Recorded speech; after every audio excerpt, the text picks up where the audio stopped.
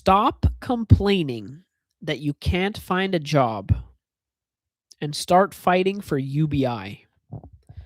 Stop complaining that you cannot find a job and start fighting for UBI. Now, I'm going to get into this, okay? Over and over, I keep seeing these videos on YouTube of information that I already know, things that I am well aware of, okay? I am well aware of the fact that nobody can find a job. Everyone is miserable. The boomers are the first generation to have it better than their parents and their children. Young people under a certain age, you'll never be able to find a job. There's no upward mobility. I am well aware of all of these things, okay? So, given that fact, right, the system is beyond broken. I don't think that you're going to fix this situation with voting. I don't think there's a single politician that is going to, like, you know, listen to. We're beyond listening, okay? So the idea that you're going to come on YouTube and complain, yeah, you know, I can't find a job. Every time I go on LinkedIn, it shows 700 applicants. I apply and I'm ghosted, this, that, and the other. Trust me, I get it. Okay? I'm your friend. I'm telling you all of this as your friend. There are no jobs. Even if you could find one, the wages are so low, all you'll be able to afford is one potato and a can of tuna. And you're going to have to stretch that out for for as long as the expiration date will allow you to. Just a tablespoon of tuna a day in Mark Carney's Canada. So, given this fact, right? We all know that the system is broken. What are you fighting for? That you can't find a job and whatever. We at this point, things are so bad and people are so desperate. If there's one job posting, right? And there's like people flooding to that job posting like it's the Hunger Games. Stop posting that you can't find a job and this, that, and the other, and start fighting for UBI, because that's where we're at right now. Is that people are so desperate.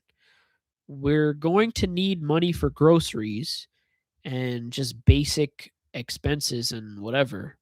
I don't even think the people complaining about how they can't find a job, they're not even talking about needing money for fun anymore, which is completely different.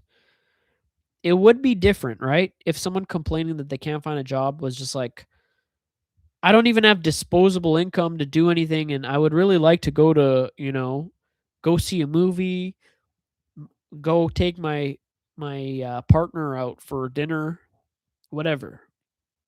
But that's not even it. I'm seeing people complaining that they can't find a job, and it's bad because that means that they won't be able to afford groceries for that month. If we're at the level where people are worried about, will I be able to eat this month? We're at the level where we need to start fighting for UBI, like as a society. And I hate when people anytime you bring up UBI, they always have to be like, oh well, we can't have UBI, we can't just print money and give people free money because it'll inflate the world and it'll cause inflation. Bro, who cares? Inflate that shit. I don't care. And the other argument people make is like, oh, it'll make people lazy and no one's gonna want to work anymore. There's no jobs for there's nothing. Even if even if someone wanted a job, there's no jobs. Do you know my dream job? Like my dream minimum wage job, if I had to do it, is to work at the movie theater because I love that environment. I've applied to work at a movie theater 90 million times in the course of my life. The furthest I've ever gotten is I had a job interview one time there. Never got the job.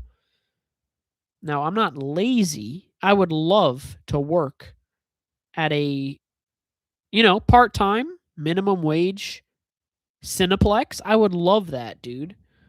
But the fact of the matter is, there aren't enough jobs to go around, and we need UBI, bro. We just need UBI. Now, I understand some people are like, "Oh, we can't do UBI because, you know, people will start spending it on fun stuff and instead of groceries." Okay, fine. Some people might do that, all right? But this is the rule. They're not going to get over a certain level. So if you spend your UBI that you get a month on fun shit, then you don't get any more. You're not allowed to complain or whatever about groceries, this, that, and the other. You get it, and that's it. But the people that truly need it, I'm seeing stuff on Reddit. People are complaining in Canada that they can't afford food, dude. If we're such a civilized, prosperous nation, and people are going to food banks in Canada, that is a sign that something is not working very well here. And like I said, I don't think voting for the right person is going to fix any of this. I don't think you can vote your way out of this situation. What we need is we just need people to just take to the streets and fight for UBI. I mean, we're probably not going to get it, but that's just how I feel. I feel that we're well past the area of life where it's like getting on YouTube and talking about how you can't find a job. What do you think is going to happen? Do you think a politician is going to see this and be like, you know what? I should probably change. The path that I'm headed on. I'm going to take a cut from my salary.